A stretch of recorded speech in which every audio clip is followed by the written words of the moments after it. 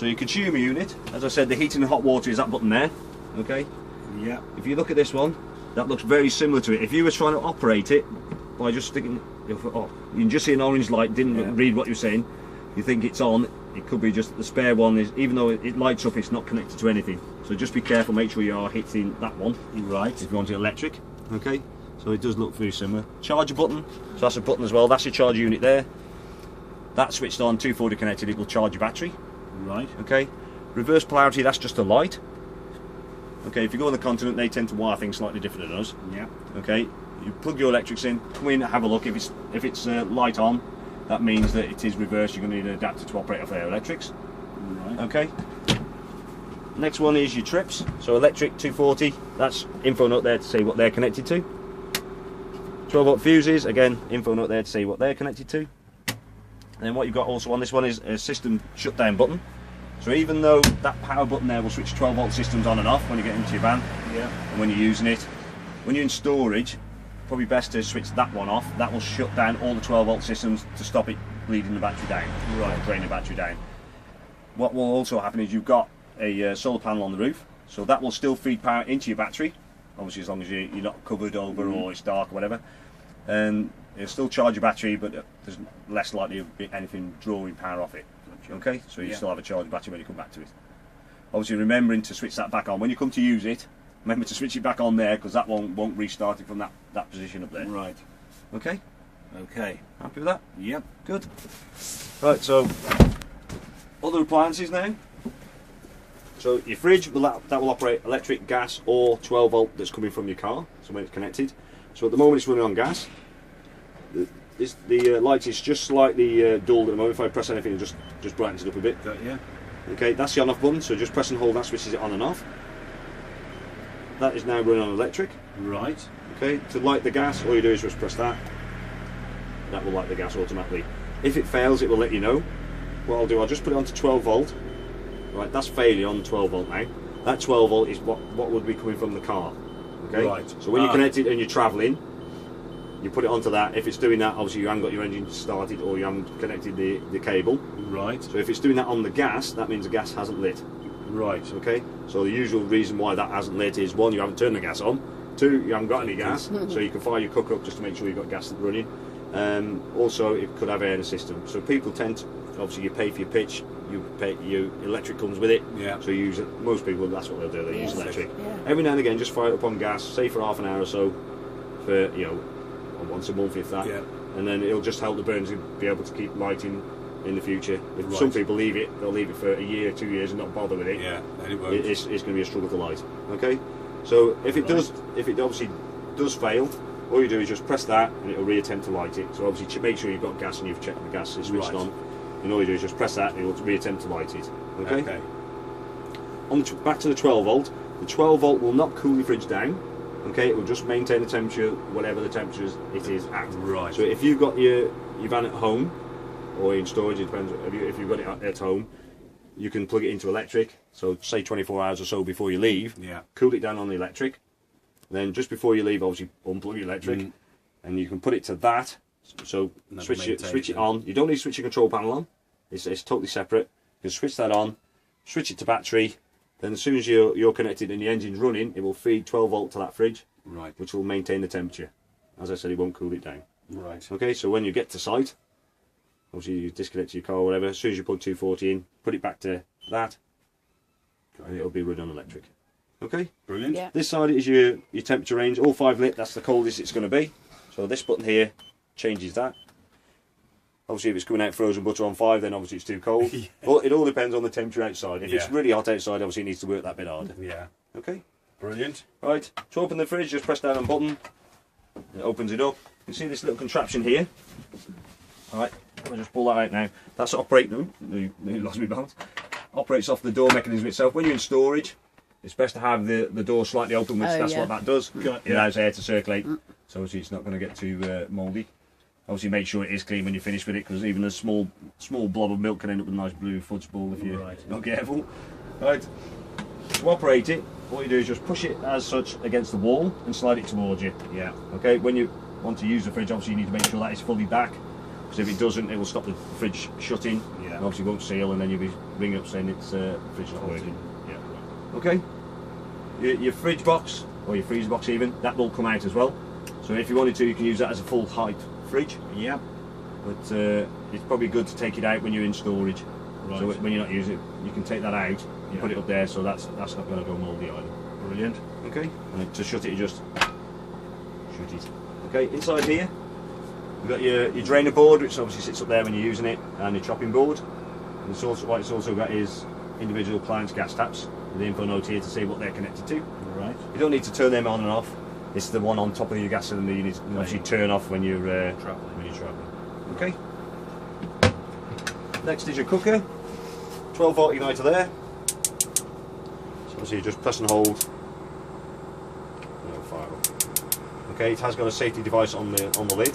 So if that's not fully back, it may prevent it from lighting. So I'll just show you this. Normally you wouldn't do this, but obviously that's a safety cut off. So if it's not fully back, it may prevent it from lighting. Okay, same with the electric. This is your grill. Okay, you see that's lit. You see this here. This pops out when you open the lid or open the door. That's to prevent obviously this from getting damaged from heat.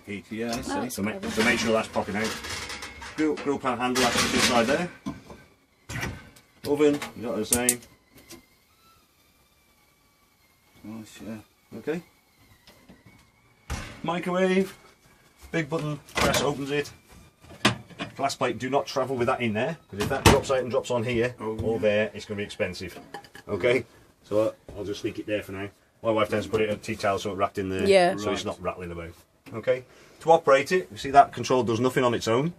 Press the microwave button once, so that's your 100%, or you can turn it, obviously change to whatever percentage you want to operate it on. Press it again, that's your seconds. Okay, and you just press start and away it goes. So to get seconds, you just press the microwave button twice. Turn it, go. Okay? Yeah. There is a quick start on the start button as well, so it goes up in minute increments and starts straight away. Okay? Yeah. Obviously there's other auto menu on there if you want to start cooking fish pasta or whatever else in it, but how it knows what you put in, I don't know. It just gets a bit complicated. Right, now I'm just trying to remember now. Am I going to guess right? Oh yeah, that's right. But sometimes it's in that locker and that locker. What we've got is that is the regulator for your solar panel, which is on the roof. Right. Obviously. Okay, it's totally automatic. You don't need to switch it on or off. Right. Okay, so obviously it detects your voltage drop in your battery. It will start charging it. Obviously, as long as you've got daylight. There's two lights that operate in there at the moment. The top one can be either red or green. Green, it's saying obviously the battery's in better condition, so it's only giving 12.5, 13 volts. Yeah. If it's red, that means it's giving it 14.5 volts, so it's giving the maximum. Right. The bottom one, flashing green, that's just to say it is charging. Right. Right. There will be occasions when the lights will go out. One, it's dark. Obviously, it's not going to operate off the moon. So it's charging. It's charging even now. undercover like Yes. this. Yeah. So you still obviously got roof light, whatever. It's still, so it will still put power in there. Okay. Again, if it's dark, obviously them lights will go out, so it's not going to operate in the dark. Two, if your battery is fully charged and you've got your 240 charger obviously connected and operating, obviously it's less likely to need that. And also, if your battery is really low, it will actually switch them two little lights off to save about that much electric to put all the power into your battery. Yeah. Okay? It will not operate everything off that solar panel. All it's there is just to trickle charge your battery. Right. So if you're off grid and using, and not obviously got electric, you're going to be operating off your battery. Yeah. Okay, if you start putting all the lights on and things like that, it's still not going to last that long. Right. Okay. Okay. Right. So this will run. That if you're on the battery, you've got no mains. Yeah. What will run just on the battery? Right. So on the battery, you're not running. No. That's fine. Because a lot of people don't understand it, or some people have been told other things and whatever. And it could be wrong. If you haven't got electric, what you're going to be operating on is gas. Right. Right. The 12 volt is in the background for igniters. Yeah. So to ignite it, that's what the 12 volt is doing. Obviously, 12 volt is on your lights. 12 volt will be on your fan. The 12 volt will be on the circulation pump, circulating the heat around your van. Right. Okay. Right. Yeah.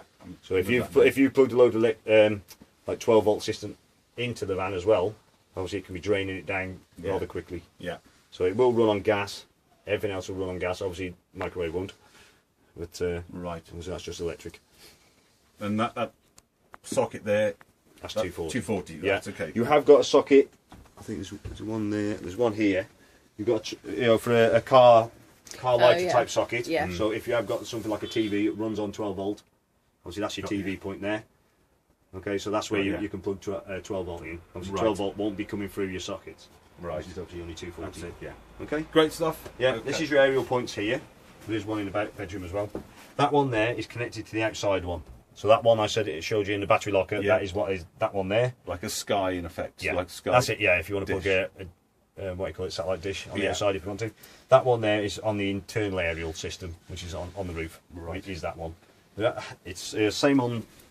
I think it hasn't got the external one on this one. It's just the internal aerial point on that one. Right. So you've got the 12 volt again, and the ordinary aerial, which is inside your wardrobe. Right. Okay. Okay. The aerial.